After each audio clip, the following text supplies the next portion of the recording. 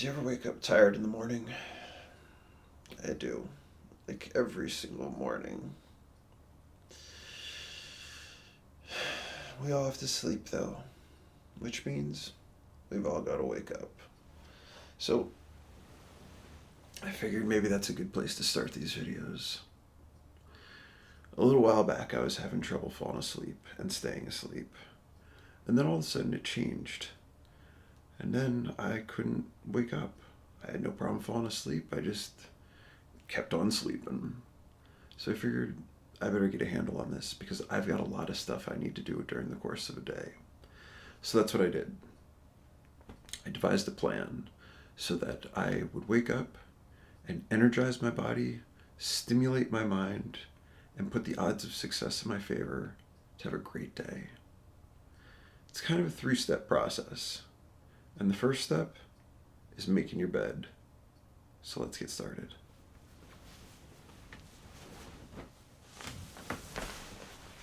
So why should I make my bed, you might be asking? 3 reasons. For starters, it prevents you from getting back into the bed after you've already started your day. That's a big one. 2, at the end of your day, you're going to get back into a made bed, which everybody knows is way better than the alternative. And 3, as the Navy Admiral said in the commencement speech that went viral, this is your first accomplishment of the day. So even if nothing else goes your way, at least you've got this. So now for round 2, let's go energize our body.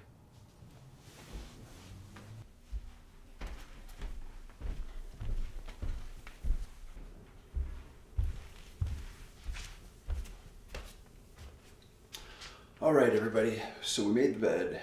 Now it's time to engage the body. So the first thing that we're gonna do is go through a sequence called a sun salutation. Sun salutations are part of a yoga practice.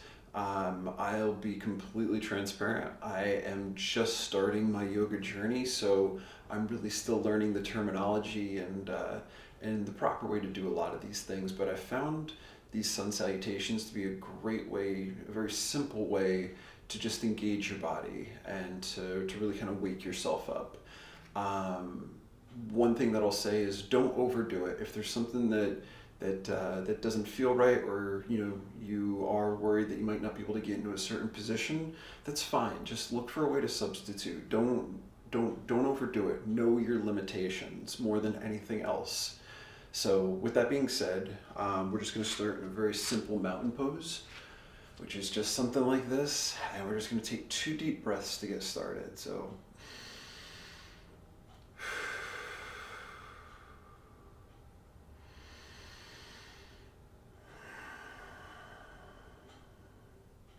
all right, so from here, bring your arms up and stretch as far as you can. This probably has a name. I call it Hail the Sunshine because I don't know what it's called.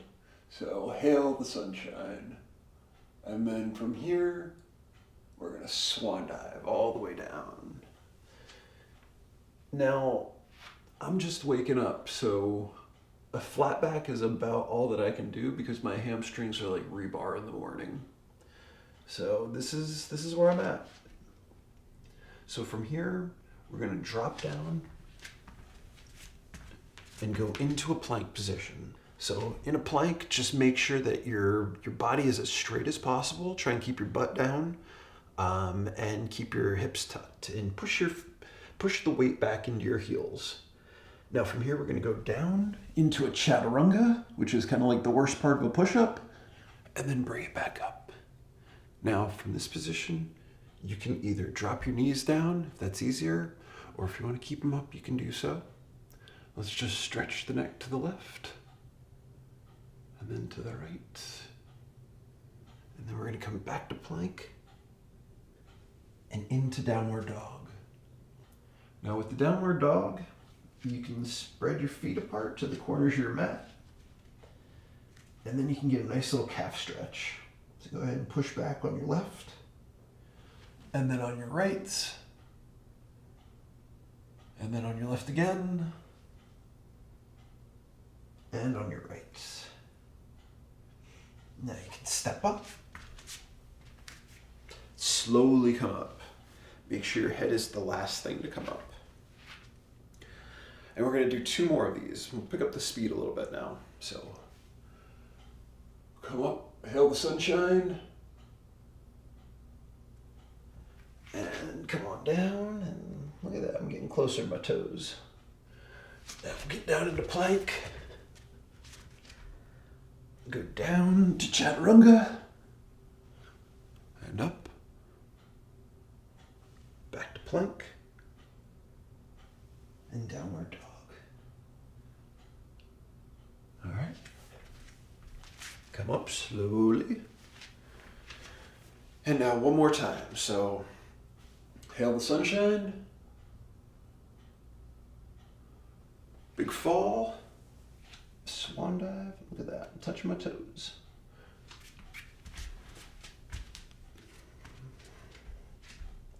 Into the plank. And up. Plank. And downward dog. Now let's hold this for 5 breaths. So just take 5 deep, deep breaths. And try and get that curve in your spine. Just really focus on making this the best downward dog possible. Enjoy this.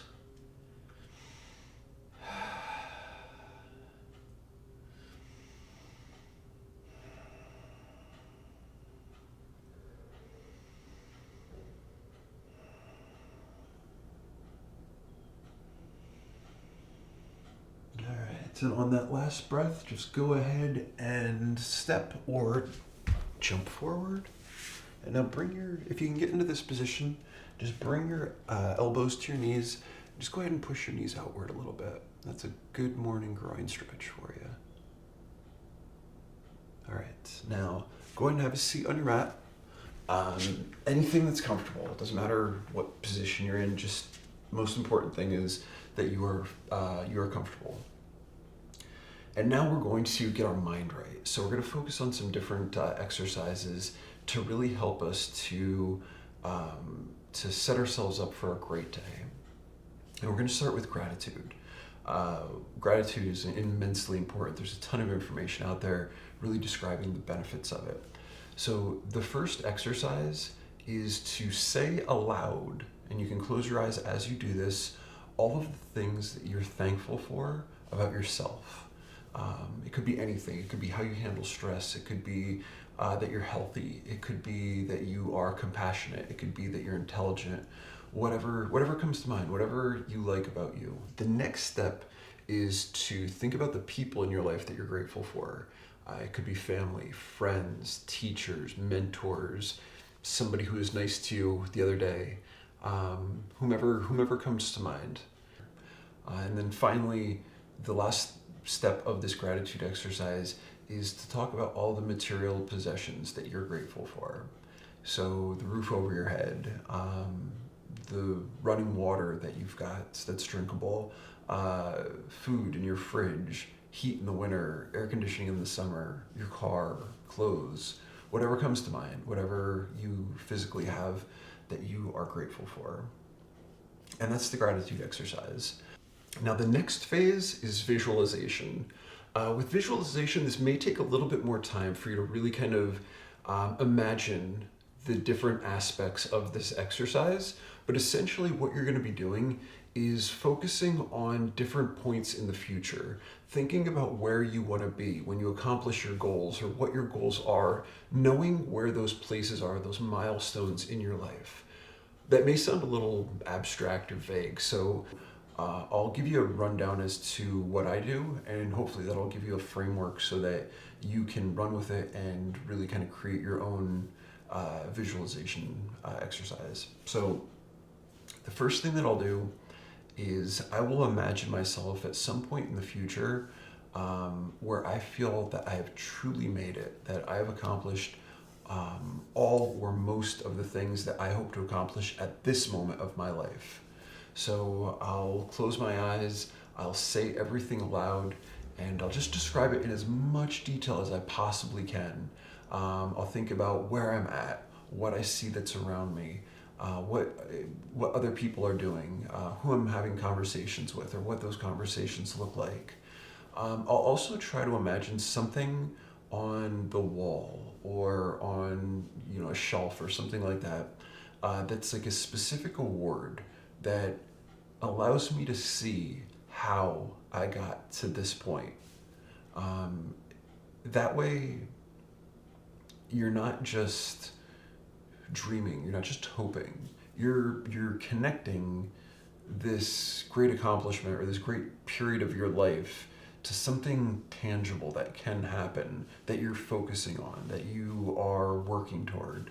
So the next thing that I'll do is I'll back up a few years and I'll think about that milestone or that award. And it could be anything. It could be graduation, it could be a promotion, it could be receiving some sort of an accolade or award. Whatever it is that aligns with what you are setting out to accomplish.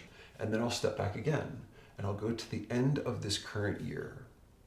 I'll see myself surrounded by friends and family. I'm talking about the different things that I've accomplished in the course of the year, how I feel about it, and just kind of, again, just imagining that place, just imagining exactly what that feels like.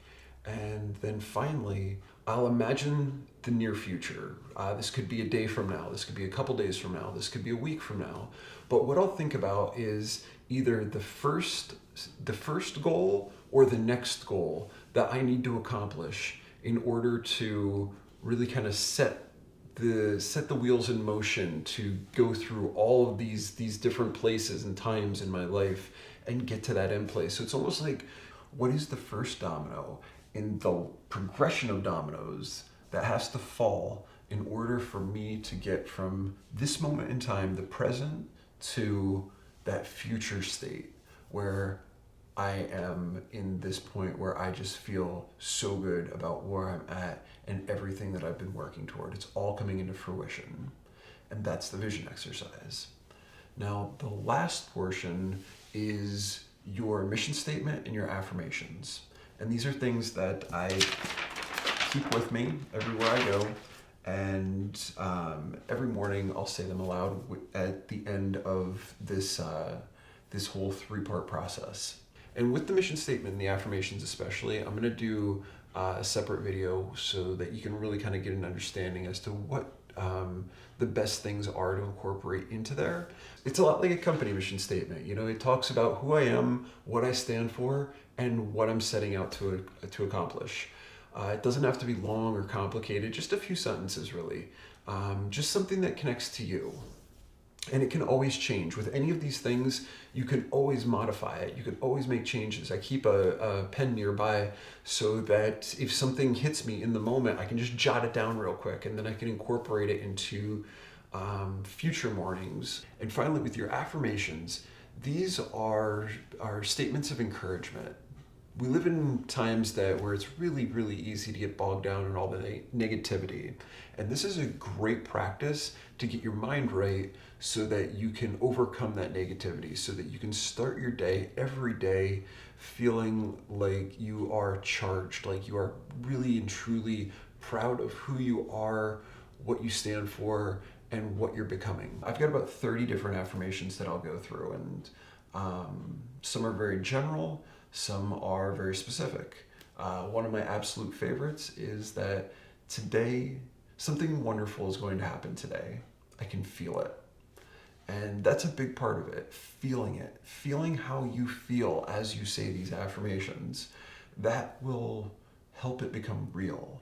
So what I try to do is to go through these every single day. And that's important because there's the temptation to not do this on a bad day, but that's the day you need it the most. That's the day it's going to matter the most. So by doing this for a couple weeks, every single morning, you are going to develop the habit where you'll look forward to doing this. This will help you to get your day started. It will get you out of bed earlier, and you will be amazed by what it will actually do for you during the course of the day. You're setting your day off right. Again, we're going to go through these affirmations. I'll give you some tips on creating your own so that you can really create some that are personal and matter to you. But that is the entire process. This whole thing doesn't have to take more than 15 minutes. From making your bed to doing the sun salutations to sitting down and going through this meditation practice, it doesn't have to take long. It's a quick part of your day, and it can make all the difference in the world. In a future video, I'm going to be talking about the positive benefits that I have seen personally. I've been doing this for about a month and a half now, every single day, and just in that short amount of time, I'm seeing the difference, and it's kind of profound. So again, I hope that you've enjoyed this video. I hope that this really connects with you. I hope that you see the intersection and how it overlaps into your life and how you can use it to make your day phenomenal.